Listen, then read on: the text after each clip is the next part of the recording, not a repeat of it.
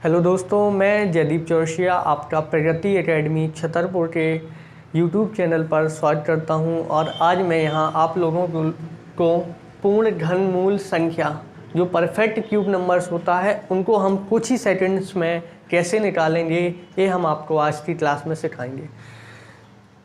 पूर्ण घन संख्या निकालने के लिए आपको सिर्फ दो चीज़ों की आवश्यकता होती है। एक तो होता है आपका यूनिट डिजिट यानी इकाई का अंक, और ए से लेके 10 तक के या ए से लेके 20 तक की जो बेसिक संख्याओं का क्यूब होता है, सिर्फ आपको इतना याद करना होता है और बाकी के सभी चीज़ें आप अपने आप निकालना शुरू कर देंगे। जैसे यहाँ पे हमने एक क्वेश्चन लिया है, पहला नंबर क्वेश्चन है हमारा 19,683 का आपको क्या निकालना है, क्यूब रूट निकालना है। तो अगर मुझे इसका क्यूब रूट कुछ ही सेकंड्स में निकालना है तो मुझे इसमें कुछ नहीं करना है। सबसे पहले मुझे क्या देखना है, इसमें लास्ट डिजिट देखना है कि वह संख्या कौन सी है जिसका लास्ट डिजिट क्या है, 3 है। तो आप 1 से लेके 10 तक की संख्याओं में देखेंगे तो सिर्फ आपको एक ही संख्या नज़र आएगी, 7। तो जिसके 7 के लास्ट के इकाई के अंक में क्या होता है, 3 होता है। तो जैसे ही आपने देखा कि जिस संख्या का आपको घनमूल निकालना है उसके लास्ट अंक 3 है, तो उसमें आपका कौन सा अंक आएगा लास्ट में, तो वो अंक आएगा कौन सा, 7। इसके बाद आपको क्या करना है, इसके बाद आपको जिस संख्या का घनमूल आप निकाल रहे हैं उसके 3 अंकों को अलग कर लेना है और बचे हुए अंक को देखना है कि यह कौन से क्यूब के अंतर्गत आती है। जैसे यहाँ पे बची हुई संख्या कौन सी है आपकी, 19 है। तो 19 हमें देखना है कि कौन से क्यूब के अंतर्गत आती है। जैसे आप जानते हो दोस्तों, 2 का क्यूब कितना होता है, 8, और 3 का क्यूब क्या होता है, 27। यहाँ आप देखेंगे जो 3 का क्यूब है वह 27 हो गया, 19 से हमारा क्या हो गया, बड़ा हो गया। यानी ये वाली संख्या तो हमारी नहीं हो सकती है क्यूब में, यानी इससे छोटी संख्या कौन सी होगी, 2 की पावर क्यूब, यानी यह 2 के क्यूब के अंतर्गत आएगा। यानी यहाँ पे आपका जो क्यूब आएगा ये किसका लिखा हुआ है, ये 27 का क्यूब लिखा हुआ है। दोस्तों देखो, इसको अगले क्वेश्चन में अप्लाई करने का प्रयास करते हैं। जैसे मुझे 1331 का क्या निकालना है, क्यूब रूट निकालना है। तो सबसे पहले आपको क्या देखना है, इकाई का अंक देखना है कि किस अंक का क्यूब करने पर लास्ट में 1 आता है। तो आप जानते हैं 1 का क्यूब क्या होता है, 1 होता है, और इसका इकाई का अंक क्या आता है, लास्ट में 1 आता है। कोई समस्या।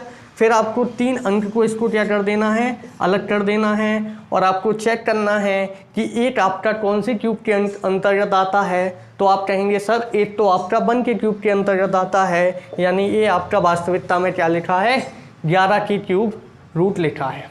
कोई समस्या। इसी चीज़ को आप अगर आगे कंटिन्यू करना चाहें तो आपको सबसे पहले क्या देखना है, इकाई का अंक। तो इकाई का अंक आपका कौन सा है, 7। तो 1 से लेकर 10 तक के बीच में किस संख्या का इकाई का अंक 7 आता है, तो आप कहेंगे सर 3 वाले का। तो आपका लास्ट में क्या आ जाएगा, यहाँ पे 3 आ जाएगा। फिर आपको फिर से क्या करना है, इन 3 अंकों को अलग कर देना है और बचे हुए को चेक करना है कि बची हुई संख्या कौन से क्यूब के अंतर्गत आती है। तो बची हुई संख्या कौन सी है आपकी, 35। 35 से आप देखोगे सर कि 2 का क्यूब 8 होता है, 3 का क्यूब कितना होता है, 27।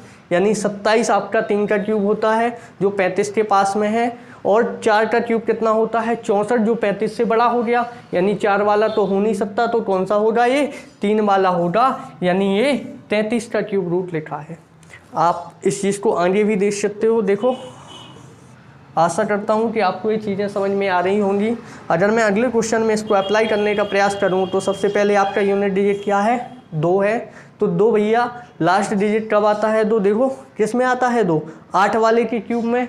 यानी लास्ट में इकाई का अंक आपका क्या होगा, इस तरफ 8 होगा। 3 संख्याओं को बंद कर लें, बची हुई संख्या कौन से क्यूब के अंतर्गत आती है, देखो 4 का क्यूब कितना होता है, 64, और 5 का क्यूब 125, यानी 5 वाला बड़ा हो गया, यानी ये 4 वाले में आएगा। यानी ये कितना लिखा है, 48 का क्यूब लिखा है।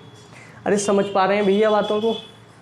बहुत सिंपल से क्वेश्चन है, आप इनको चुटकियों में हल कर सकते हैं कुछ ही सेकंड में। सबसे पहले आपने अगला क्वेश्चन हम देखें, जैसे हमें ए बड़ी संख्या दी गई है, यह एक परफेक्ट क्यूब नंबर है और इसका मुझे क्या निकालना है, क्यूब रूट निकालना है। तो आपको सबसे पहले देखना है इकाई का अंक।